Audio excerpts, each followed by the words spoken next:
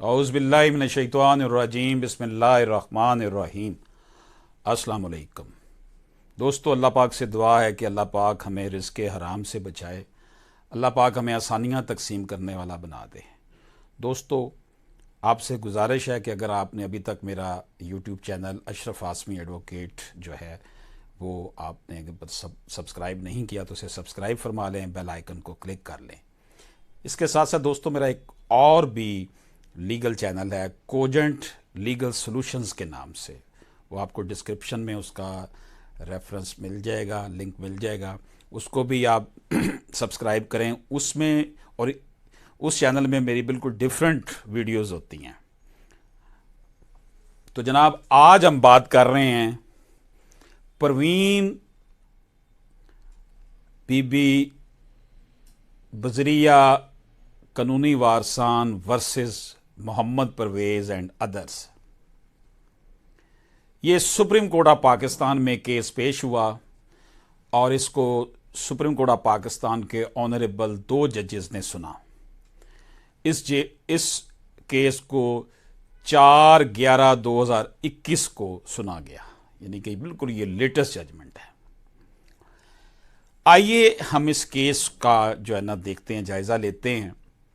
A suit was filed by 2 sisters against their brothers, assailing the gift mutation number 318, attested on 22nd November 1992, whereby their father Nizamuddin is supposed to have gifted his property to his 2 sons.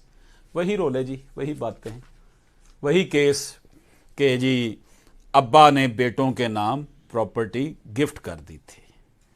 तो जनाब, ये 2 बहनों ने अपने 2 भाइयों के खिलाफ एक दावा दायर किया जिसमें हिबा के इंतकाल को चैलेंज किया गया, जिसके मतलब फैक्ट्स ये हैं कि उनके वालिद ने, ये कहा गया कि उनके वालिद ने 22 नवंबर 1992 को ये हिबा भाइयों को कर दिया था। ये भाइयों का कहना था। इस दावे को जब फाइल किया गया सिविल कोर्ट में बहनों की तरफ से, तो सिविल कोर्ट ने इस दावे को खारिज कर दिया है। यहाँ पर मैं अपने तमाम सामाईन को ये अर्ज़ करना चाहता हूँ, नाजरीन को अर्ज़ करना चाहता हूँ कि दावा जब फाइल होता है और ट्रायल कोर्ट में जाता है, तो अगर वो खारिज भी हो जाता है तो आप दिल बर्दाश्ता ना हुआ करें। ये पहला स्टेप है। हमारी सिविल कोर्ट्स में जजेस की जो मेजॉरिटी है ना, वो जान छुड़ाती है केसेस से और वो कहती है इसे खारिज करो, खुद ही आला अदालतों में जाकर इसकी जो फेट है उसका फैसला हो जाएगा।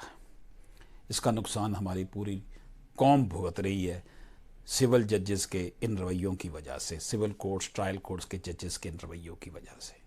इस हवाले से जुडिशल अकेडमी को गाइडलाइन फ्राहम करनी चाहिए तमाम जजेस को कि जनाब इस तरीके से इसका फ़ैसला करना है, और अगर सिविल जज का फ़ैसला गलत हो उसे फिर हाई कोर्ट या सुप्रीम कोर्ट उसको ठीक करे, तो ऐसे सिविल जज को सज़ा भी देनी चाहिए कि जब सारे ट्रू फैक्ट्स सामने हैं।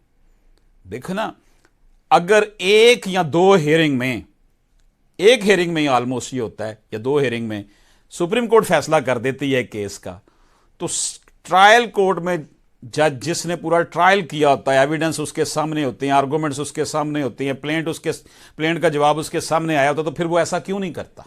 ये अलमिया है हमारी सोसाइटी के साथ।